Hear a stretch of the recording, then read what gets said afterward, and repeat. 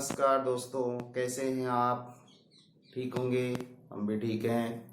चलिए शुरू करते हैं आज की क्लास। फिर से पढ़ने जा रहे हैं हम कक्षा 12 की राजनीति विज्ञान में। जो हम चल रहे थे पिछले वीडियो में, भारतीय संसद के बारे में पढ़ रहे थे। तो उसमें हमने संसद के अंग, लोकसभा और राज्यसभा गठन और उनके पदाधिकारियों के बारे में हमने अध्ययन कर लिया था।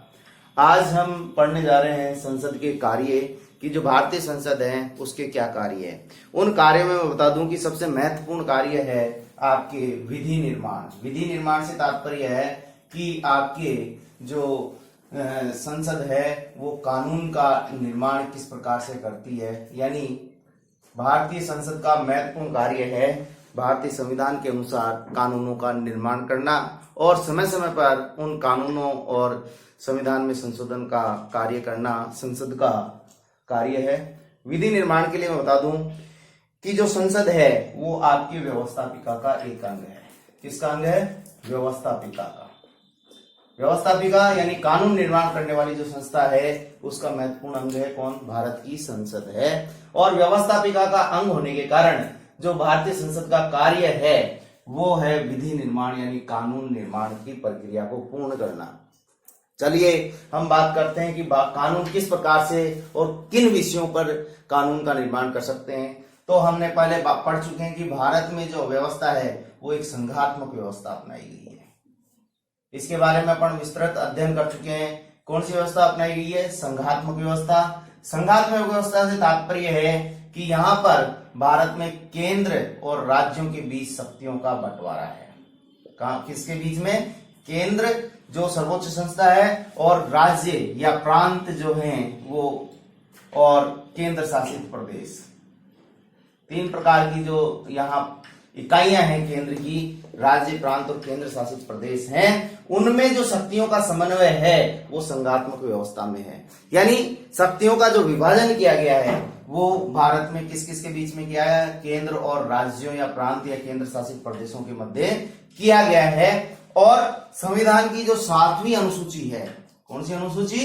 7वीं अनुसूची। ये अनुसूची शक्तियों का स्पष्ट बंटवारा करती है।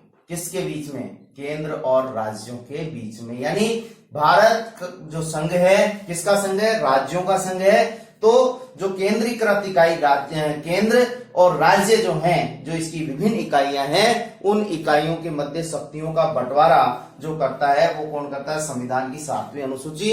और इस अनुसूची में 4 प्रकार की सूचियां यहाँ निर्मित की गई है जिन पर जो कानून बना सकते हैं। पहली है केंद्र सूची, दूसरी है राज्य सूची और तीसरी है समवर्ती सूची और चौथी है अवशिष्ट शक्तियां। इसके बारे में हम पहले ही पढ़ चुके हैं कि इसमें 97 विषय, इसमें 67 विषय, 47 विषय ऐसे जो हमने पहले पढ़ चुके हैं पहले पाठों में। तो यहाँ पे बात करते हैं कि इनमें कानून निर्माण का केंद्र सूची, राज्य सूची, समवर्ती सूची और अवशिष्ट सूचियां। यहाँ पर देखिए जो 4 सूचियां हैं उनमें केंद्र सूची में जो अधिकार कानून विधि निर्माण का जो अधिकार है वो केंद्र का है। यानी भारतीय संसद जो है वो अधिकांशतः केंद्र सूची के जो महत्वपूर्ण विषय हैं, जो विदेश सेवा से, रक्षा से संबंधित, देश की एकता और अखंडता के संबंधित जो विषय हैं उन पर कानून निर्माण का जो अधिकार है वो संसद को दिया गया है। दूसरा जो है ये तो मुख्य हो ही गया। इसके अतिरिक्त जो राज्य सूची है, राज्य सूची में राज्यों को कानून बनाने का अधिकार है। और समवर्ती सूची पे आपको पता है कि राज्य और केंद्र दोनों को कानून बनाने का अधिकार है। लेकिन जब विरोधाभास की स्थिति आ जाती है किसी कानून पर तो केंद्र का कानून ही प्रभावी होता है। तो कुल मिला के दूसरा यानी समवर्ती सूची पर भी कानून बनाने का जो अधिक पावर है या शक्ति है वो केंद्र के पास है। चौथी जो शक्तियां हैं, सूचियां हैं, वो सूची है कौन सी? अवशिष्ट सूची। तो अवशिष्ट सूची पर भी जो कानून बनाने का या विधि निर्माण का जो अधिकार है वो केंद्र को ही दिया गया है। यानी जो तीनों सूचियों में जो विषय नहीं है वो अवशिष्ट सूचियों में रखे गए हैं और अवशिष्ट सूची में कानून बनाने का जो अधिकार है वो केंद्र को दिया गया है। बात करते हैं राज्य सूची की। तो राज्य सूची में भी कई विषय ऐसे हैं जिन पर केंद्र कानून बना सकता है। यानी राज्य की जो शक्तियां हैं एक तरह से गौण शक्तियों के रूप में अपन मान सकते हैं। मुख्य पावरशील तो जो भारतीय संसद को ही माना जाएगा। ये तो बात रही कि किन किन विषयों पर केंद्र जो सबसे ज्यादा बनाता है, केंद्र पर, फिर समवर्ती अवशिष्ट शक्तियों पर। तो इन दो पर तो उसका एकाधिकार है, समवर्ती पर राज्य और केंद्र दोनों बना सकते हैं। अब बात करते हैं अपन कि कानून बनाने की जो प्रक्रिया है वो किस प्रकार से होती है। सबसे पहले जो कानून बनाने का प्रस्ताव जो है वो जो लिखा जाता है, रखा जाता है सदन में। जब कोई भी कानून बनता है तो उस कानून का प्रारूप तैयार किया जाता है और उस प्रारूप को सरकार के द्वारा या सरकार के प्रतिनिधि या अन्य किसी प्रतिनिधि जो जनप्रतिनिधि है उसके द्वारा सदन में रखा जाता है। और सदन में रखने के बाद में उस पर बहस होती है। बहस होने के बाद में कानून निर्माण बनता है। तो ये किस प्रकार से बनता है उसकी पूरी प्रक्रिया हम समझेंगे। तो सदन का मतलब संसद में, संसद के दो सदन है कौन कौन से, राज्यसभा और लोकसभा। तो यहाँ पे कानून का जो प्रस्ताव है वो प्रस्ताव कहलाता है साधारण विधेयक। क्या कहलाता है? साधारण विधेयक। यानी किसी भी जो सदस्य है संसद का, उस संसद के सदस्य के द्वारा जो कानून जो निर्मित किया जाने वाला है उसका प्रस्ताव या भूमिका जो रखी जाती है सदन में वो कहलाता है साधारण विधेयक। क्या कहलाता है? साधारण विधेयक। अब ये जो विधेयक है उसको भी दो भागों में बांट सकते हैं। अगर ये जो प्रस्ताव रखा गया है मंत्री परिषद के किसी सदस्य द्वारा, किसके द्वारा? मंत्री परिषद के सदस्य के द्वारा रखा जाता है, तो ये कहलाता है सरकारी विधेयक। कौन सा कहलाता है? सरकारी विधेयक।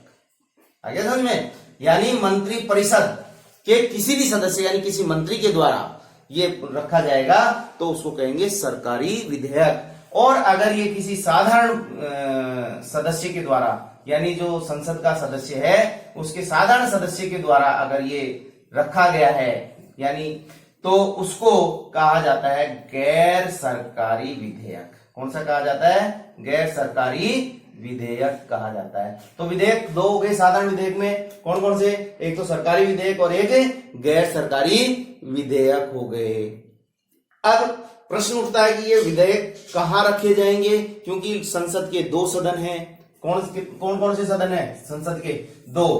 पहला लोकसभा और दूसरा है राज्यसभा, यानी दो सदन है। तो इन दोनों सदनों में से किसी भी सदन में क्या जो विधेयक रखा जाएगा वो किसी भी सदन में रखा जाएगा, सदन में रखा जाएगा। यानी चाहे वो लोकसभा में रख दिया जाए चाहे राज्यसभा में रख दिया जाए। इसके लिए क्या करना होता है कि जिसको भी सदन, किसी भी सदन में जो विधेयक रखा जाएगा उस सदन के जो सभापति होता है यानी अध्यक्ष होता है, जैसे लोकसभा में लोकसभा अध्यक्ष और राज्यसभा में उपराष्ट्रपति यानी सभापति जो होता है, उसकी अनुमति से सदस्य जो है अनुमति प्राप्त करता है कि मुझे इस विधेयक को रखने के लिए अनुमति प्रदान की जाए। सामान्यतः ये अनुमति प्रदान कर दी जाती है और वो उस प्रस्ताव को लेकर सदन में शुरुआत करता है। जो सदन में प्रस्ताव रखा जाता है उसको कहते हैं प्रथम वाचन। क्या कहते हैं? प्रथम वाचन। यानी संसद में जो कानून निर्माण होता है तो तीन वाचन होते हैं। क्या होते हैं? तीन वाचन। उसमें प्रथम वाचन जो प्रस्ताव रखा जाएगा उस प्रस्ताव को प्रथम वाचन कहा जाता है। प्रथम वाचन के पश्चात निश्चित समय और निश्चित दिनांक को ये सदन में रखा जाएगा, जो अध्यक्ष की अनुमति से रखा जाएगा। वो लोकसभा या राज्यसभा कोई सा भी हो सकता है। फिर उसके पश्चात क्या होता है कि इस विधेयक पर प्रवर समिति का गठन किया जाता है। क्या किया जाता है? प्रवर समिति का गठन किया जाता है। प्रवर समिति के गठन के उपरांत इस जो विधेयक है, विधेयक पर गंभीरता और बारीकी से विचार विमर्श किया जाता है। विचार विमर्श करने के बाद में इसके ऊपर क्या होती है? सदन में क्या होती है? बहस होती है और उस बहस को कहते हैं दूसरा वाचन। कौन सा कहते हैं? दूसरा वाचन। यानी दो वाचन हो गए। क्या हो गए? दो वाचन। पहला वाचन में प्रस्ताव रखा, दूसरे में प्रवर समिति के द्वारा जो प्राप्त हुए उस पर विचार विमर्श होगा और उस पर गंभीरता से, उस विषय पर और उस कानून पर गंभीरता से क्या होगी? बहस होगी। उसके बाद में ये जो सदन है वो प्रवर समिति के द्वारा पास करने के बाद में सदन में पटल पर रखा जाता है, जिसमें उस पर मतदान होता है, वो कहलाता है तीसरा वाचन। क्या कहलाता है? तीसरा वाचन। और तीसरे वाचन में चूंकि ज्यादा बहस की जरूरत नहीं है, क्योंकि दूसरे वाचन में क्या होता है कि इसके अधिकांश जो बातें हैं उन पर चर्चा कर ली जाती है और औपचारिक रूप से इस पर चर्चा करने के बाद में जो उपस्थित सदस्य हैं, किसी भी सदन में उपस्थित सदस्य जो सदन में है, उनके साधारण बहुमत के द्वारा मतदान होता है। और साधारण बहुमत का मतलब आधे से एक अधिक जो बहुमत प्राप्त हो गया तो इस सदन में पारित समझा जाता है, यानी सदन में पास हो गया। तीसरा वाचन ये हो गया। तो ये एक सदन की बात हुई कि अगर लोकसभा में रखा जाएगा तो लोकसभा की, राज्यसभा में रखा जाएगा तो राज्यसभा की। अब बात करते हैं दूसरे सदन में। इसमें दूसरे सदन में, इसमें दूसरे सदन में तो जो लोकसभा और राज्यसभा है उसमें जो सदन है उसको दूसरे सदन में, एक सदन में पास होने के बाद में दूसरे सदन में इसको रखा जाएगा। तो हमने देखा कि दूसरे सदन में जैसे लोकसभा में पारित हो गया तो फिर राज्यसभा में ये भेजा जाएगा और राज्यसभा में पारित हो गया तो फिर दोबारा लोकसभा में ये क्या किया जाएगा? भेजा जाएगा। और वहां पर भी वही तीन वाचन होते हैं। कितने वाचन? तीन वाचन होने के बाद में वही पारित समझा जाता है। अगर दोनों सदनों में ये पारित हो गया तो उसके पश्चात इसको राष्ट्रपति के पास क्या किया जाता है? भेजा जाता है हस्ताक्षर के लिए। और राष्ट्रपति जैसे हस्ताक्षर कर देगा तो उसको कानून का दर्जा प्राप्त हो जाता है, यानी कानून बन जाता है। लेकिन यदि दूसरे सदन में इसमें गतिरोध हो जाता है, क्या हो जाता है? गतिरोध हो जाता है, यानी इस पर बहस नहीं हो, पारित नहीं हो, या 6 महीने तक इस पर कोई सुनवाई नहीं होती है या इसका कोई जवाब नहीं मिलता है, तो इसका मतलब ये समझा जाता है कि दोनों सदन कौन से? राज्यसभा और लोकसभा, इन दोनों में क्या होता है? गतिरोध उत्पन्न हो जाता है। क्या हो जाता है? गतिरोध। सामान्यतः ये पास कर दिए जाते हैं, लेकिन कई बार गतिरोध उत्पन्न हो जाता है। तो उस समय क्या होगा? जब गतिरोध हो जाता है तो दोनों सदनों की संयुक्त बैठक का प्रावधान है। क्या है? संयुक्त बैठक। और ये संयुक्त बैठक जो है वो अनुच्छेद 108 के अनुसार है। किसके अनुसार है? अनुच्छेद 108 में ये व्यवस्था की गई है कि किसी विधेयक पर अगर इंपॉर्टेंट चीज है, कंपटीशन में आने वाली है, तो इसलिए इसको अच्छी तरह समझें कि अनुच्छेद 108 में राष्ट्रपति को यह अधिकार है कि जब दोनों सदनों में किसी विधेयक पर गतिरोध उत्पन्न हो जाए तो उस स्थिति में क्या होगा? संयुक्त बैठक दोनों सदनों की। दोनों सदन कौन कौन से? लोकसभा और राज्यसभा। दोनों सदन राज्यसभा और लोकसभा। दूसरा लोकसभा। इन दोनों सदनों की संयुक्त बैठक आहूत करने का राष्ट्रपति को अधिकार है। ध्यान रखिए, यहां विशिष्टता में बात कर रहा हूं कि जो बुलाने का अधिकार, संयुक्त बैठक आहूत करने का या बुलाने का जो अधिकार है वो किसके पास है? राष्ट्रपति के पास। किसके पास है? यानी राष्ट्रपति बैठक बुलाता है। किसके अनुसार? अनुच्छेद 108 के अनुसार। कौन सी? संयुक्त बैठक। किसकी? लोकसभा और राज्यसभा की। कब? जब लोकसभा और राज्यसभा में किसी विधेयक पर क्या होता है? गतिरोध उत्पन्न होता है। लेकिन जो इसकी अध्यक्षता करता है दोनों के संयुक्त सदन की, वो आपको मैं बता दूं कि लोकसभा अध्यक्ष करता है। कौन करता है? लोकसभा अध्यक्ष। कौन करता है? लोकसभा अध्यक्ष क्या करता है? इसकी संयुक्त बैठक की अध्यक्षता करता है। ये यहां तक आ गया। जब अब तक प्रश्न नंबर 3 इसमें से, अब तक केवल 3 बार, कितनी बार? संयुक्त बैठक में जो विधेयक पास हुआ है, केवल अब तक के इतिहास में केवल 3 बार ऐसा हुआ है जब किसी विधेयक को पास कराने के लिए संयुक्त बैठक को आहूत किया गया है। तो ये यहां तक अपन बात पहुंच गए। अब जो अंतिम प्रक्रिया है किसकी? विधि निर्माण की, वो राष्ट्रपति के पास है। किसके पास?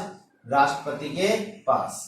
राष्ट्रपति के पास अनुच्छेद 111 इसके अनुसार जब कोई भी विधेयक है वो दोनों सदन लोकसभा और राज्यसभा से पारित कर दिया जाए, चाहे वो संयुक्त बैठक से हो चाहे अलग अलग पारित किया जाए, अंतिम हस्ताक्षर के लिए राष्ट्रपति के पास जाता है। क्यों? क्योंकि राष्ट्रपति कार्यपालिका का भी प्रमुख होता है। क्या होता है? कार्यपालिका प्रमुख होता है। कौन? राष्ट्रपति। भारत का राष्ट्रपति क्या है? कार्यपालिका।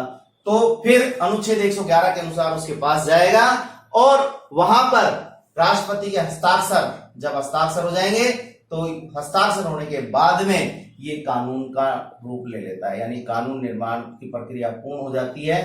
अब यह बात आती है कि क्या राष्ट्रपति उस विधेयक को वापस लौटा सकता है या उसमें कोई संशोधन कर सकता है। यदि राष्ट्रपति को यह महसूस होता है कि इसमें कुछ संशोधन की जरूरत है तो उस समय वो लौटा सकता है, उसको क्या कर सकता है? लौटा सकता है। लेकिन एक बार, केवल कितनी बार? एक बार। अगर वो विधेयक वापिस से उन दोनों सदनों से लौट कर वापिस ऐसे की ऐसे आ जाता है या कुछ संशोधन स्वीकार कर लिए जाते हैं तो वो कानून का निर्माण हो जाता है।